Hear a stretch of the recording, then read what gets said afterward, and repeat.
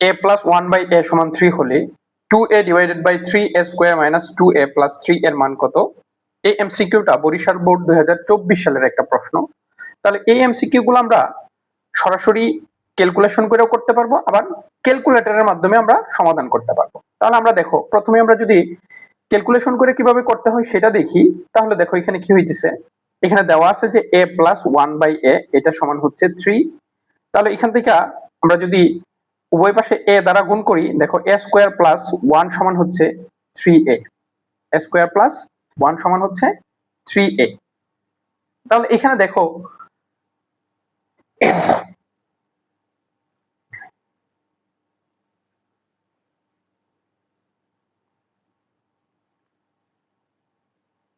এখান থেকে দেখো a স্কয়ার প্লাস 1 সমান হচ্ছে 3a পাইলাম।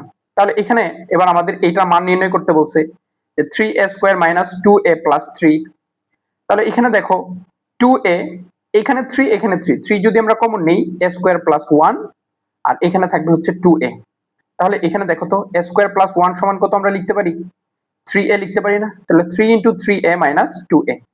তাহলে এখানে আসতেছে হচ্ছে দেখো 9a minus 2a সমান হচ্ছে 2a বাই হচ্ছে 7a। তাহলে a ক্যান্সেল, থাকবে হচ্ছে কত? 2/7। তাহলে দেখো এটা আমরা সরাসরি ক্যালকুলেশন করে আমরা করতে পারি। এখন আমরা দেখি এটাকে আমরা কিভাবে ক্যালকুলেটরের মাধ্যমে সমাধান করব। তাহলে এটার আনসারটা হচ্ছে 2/7। তাহলে এটাকে আমরা কিভাবে ক্যালকুলেটরের মাধ্যমে সমাধান করব এটা আমরা দেখি একবার। তাহলে এখানে দেখো যে প্রথমে হচ্ছে a plus 1 by a সমান হচ্ছে 3।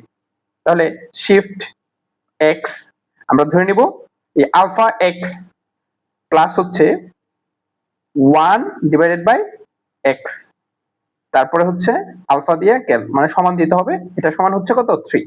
এটা সমান 3। তো এখান থেকে আমরা x এর মানটা বের করে নিব। তো x এর মানটা বের করতে হলে এই শিফট ক্যাল x এর যে কোনো একটা মান আমরা দিলাম, আমরা সমান দেব।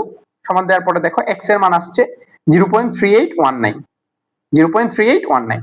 তাহলে এই x এর মানটা আনসারে স্টোর করা থাকবে। কোথায় স্টোর করা থাকবে? আনসারে। x এর মানটা কোথায় স্টোর করা থাকবে? আনসারে। এবার দেখো এই পুরা সমীকরণটা আমরা এখানে উঠাই। দেখো যে 2a মানে হচ্ছে x ডিভাইডেড বাই 3a মানে হচ্ছে x স্কয়ার মাইনাস 2a মানে হচ্ছে x প্লাস 3। এবার ক্যাল, এবার এই x এর মান চাইতেছে, x এর মান কোথায় আছে? আনসারে। এবার সমান দাও। দেখো এটার মান কত আসছে? 2/7।